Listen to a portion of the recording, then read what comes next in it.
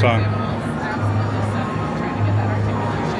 There's a great, big, beautiful tomorrow, shining at the end of every day. Not that one?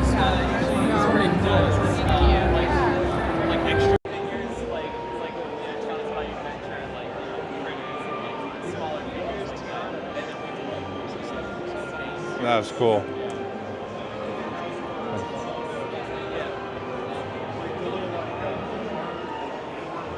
Audio-Animatronics.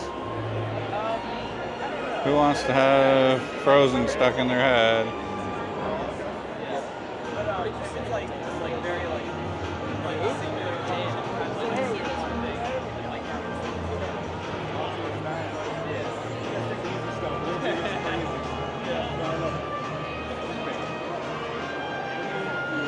I'm an animator, so I animate.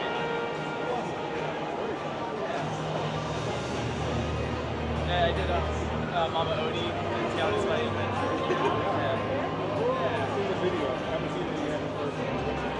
Yeah, there's some really cool figures on that ride. How about you, Karen? I'm a show mechanical engineer, so I oversee a lot of the design and production of these bad boys.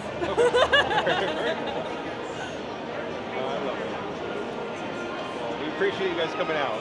It's really fun. It's energizing to see everyone's reactions and finally kind of, we don't get to show them the insides and the hard work we do on this side very often, so it's really fun to see. Oops, sorry. Are you going to do all this? Are you going to post this all online for us to see later? Yes. Oh, perfect. Where can we follow you? Pardon me? Where can I follow you? Oh, Magical Vacation Memories. Your magical vacation memory. Yes, we actually have. Are they in here, or are they? Yeah. I was just thinking the whole time I should have been recording this conversation, then I realized you were doing it. So I'm like, well, Yes.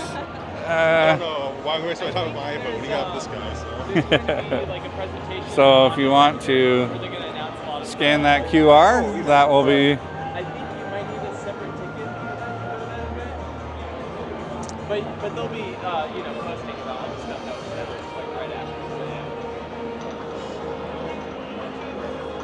So for the torso and stuff, are you using fiberglass, or is it a combination of carbon, or? So these are all 3D printed shells of Oh, a okay. variety of different materials that Very we cool. use, depending on kind of what the use case is. Yeah. But yeah, we've moved a lot into really dimensional design and then 3D printing, so we can get a lot of these really interesting features. Like this is a specific bolt hole that's counterbored exactly where we need it and everything.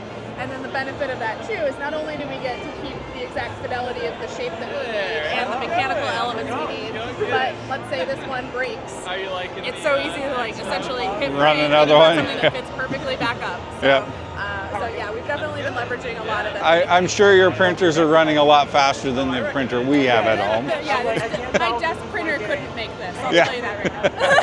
Yes, ours we max out at like 6.5, 7 inches. Yeah, I mean, fun for little things. It's great for hobby. Yeah. Like, we've made like the plaque. Yeah, the Here You Leave Tomorrow, and so we started it with brown, and then after a while we then added the gold. I'm like, that was cool. But I mean, we do want to eventually, for fun, have one that can do like 2 at once. Yeah. Oh, okay.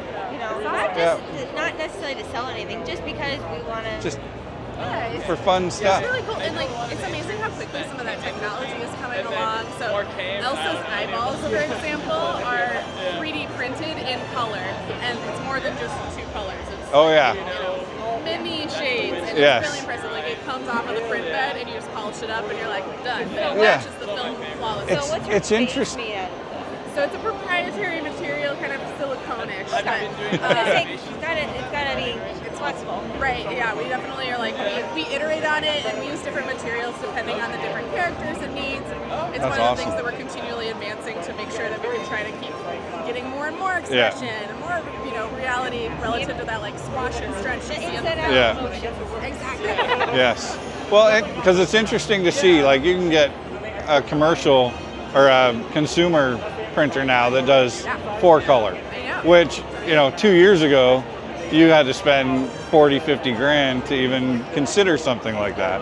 So crazy how quick some of the technology is growing. So we're trying to keep up with it and leverage wherever we can too. Absolutely. Yeah. A picture of him like. Yeah. Yeah, we're like, That was. what is that? Yeah, it's incredibly cool. That was him on Carousel of Progress. Yeah. Yeah, check out Elsa. So have they started like updating some of the older animatronics like Carousel of Progress and stuff like that? Have you guys done any work for any of that stuff yet, or are they still sticking with the older hydraulics and? It varies. There are certain places where we see there's a lot of benefit to make that, jump right now, but it'll be an ongoing thing.